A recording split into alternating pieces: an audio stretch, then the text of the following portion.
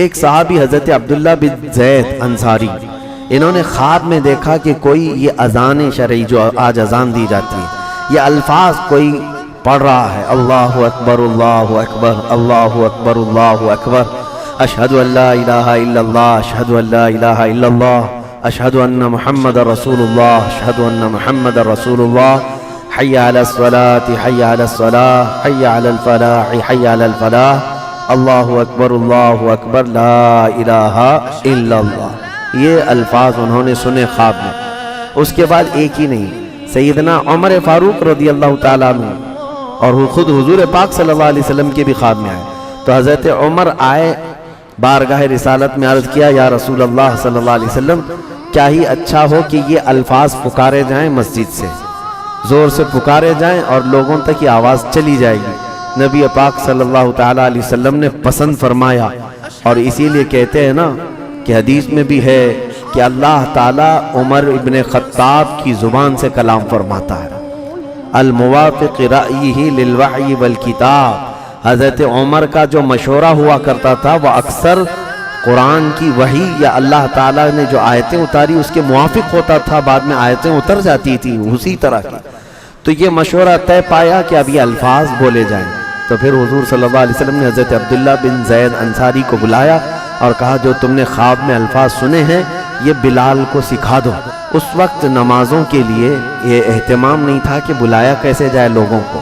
صحابہ اکرام رضوان اللہ تعالیٰ علیہ مجمعین کو حضور نے طلب کیا اور مشورہ لیا۔ کسی نے کہا ایک بڑی آگ جلا دی جائے اور آگ دیکھ کر کے لوگ نمازوں کے وقت میں آ جائیں گے مسجد کی طرف، پانچوں وقت کی نمازوں کے لیے بلانا ہے۔ تو پھر کسی نے یہ کہا کہ سیپ بجائی جائے گی، ناقوس جس کو کہتے ہیں باجا، اس کی آواز سے لوگ جو ہے سمجھ جائیں گے کہ نماز کا وقت ہوا ہے۔ نبی پاک صلی اللہ علیہ وسلم نے یہ دونوں پسند نہیں فرمائے، مشرکین کے طریقے تھے۔ حضور پاک صلی اللہ علیہ وسلم نے پھر حضرت بلال سے کہا، ایک کام کرو، ہر نماز کے وقت تم محلوں میں چلے جاؤ اور زور سے آواز لگاؤ کہ نماز کا وقت ہو گیا ہے، آ جاؤ۔ تو حضرت بلال حبشی رضی اللہ تعالیٰ عنہ ابتدا میں محلوں میں جاتے تھے، الصلاۃ جامعۃ الصلاۃ جامعۃ، یہ کہتے تھے اور لوگ سمجھ جاتے نماز کا وقت ہو گیا، آ گئے۔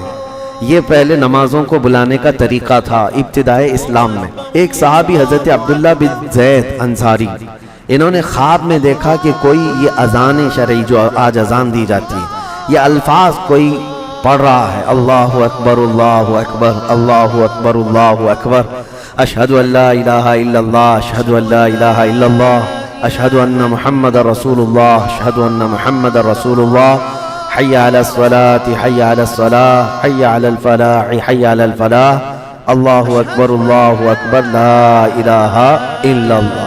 یہ الفاظ انہوں نے سنے خواب میں۔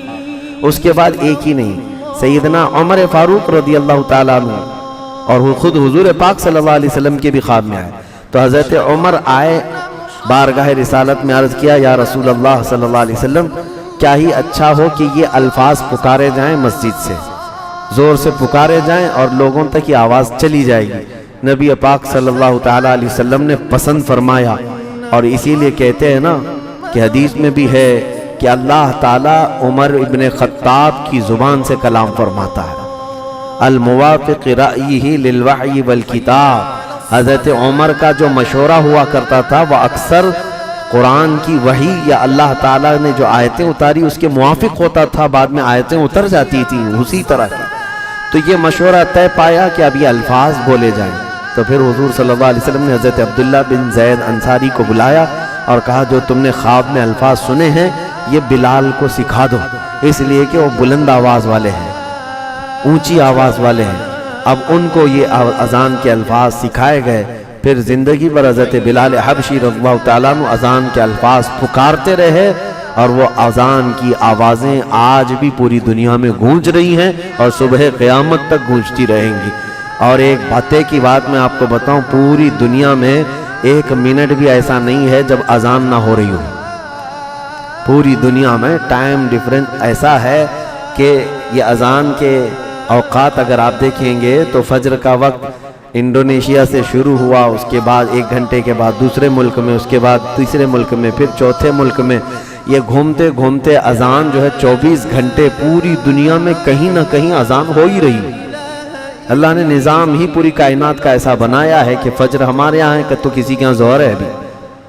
آج ہمارے یہاں فجر ہے.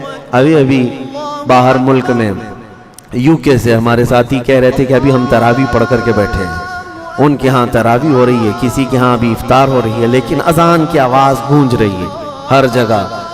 ابھی میرے عزیزو, یہ اذان کی ابتدا پہلی ہجری میں ہوئی. اس کے بعد اور ایک اہم چیز جو پہلی ہجری میں ہوئی, نمازیں. میں آپ کو بتاؤں, شاید آپ کے علم میں ہو یا نہ ہو, یہ جو ہم 5 وقت کی نمازیں پڑھتے ہیں یہ سب 2 رکعت فرض تھی.